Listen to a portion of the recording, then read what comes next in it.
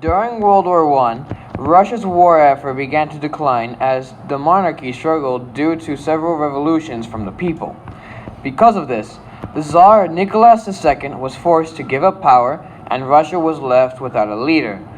The German Empire took advantage of the situation, tracked down Lenin, and forced him out of exile along with other Bolsheviks. Lenin immediately took power with the help of the Soviets, and with the philosophical ideals of Karl Marx, he established a new form of government. On March 3, 1918, Lenin signed the Treaty of Brest-Litovsk with Germany, which ended the participation of Russia in the war.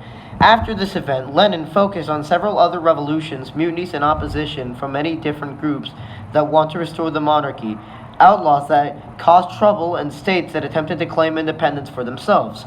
Lenin and the Soviets successfully put down the opposition and turned all the states into communist states.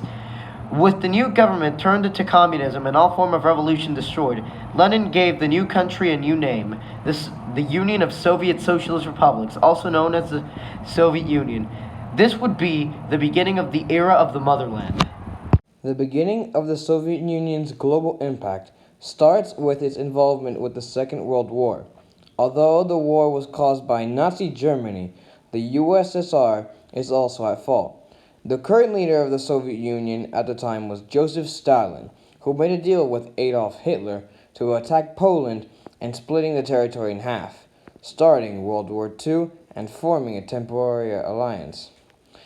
Stalin knew that Hitler would betray him and thus attacked Finland in order to prevent an attack through Finland by the Germans.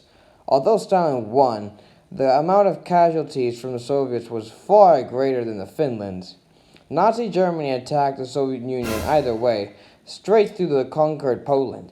Ending their alliance with Stalin, Germany launched the biggest campaign in the entire war on the USSR. They took Belarus and Ukraine, but when they were on the verge of taking Moscow, the USSR had gained help from its greatest ally, the Winter. With Winter, Nazi advances had turned into an all-time halt, entering the second phase of the campaign. Thanks to the Winter, Stalin was able to move all of his industrial facilities inward Soviet territory, and had finished all weapons and ammunition and armory.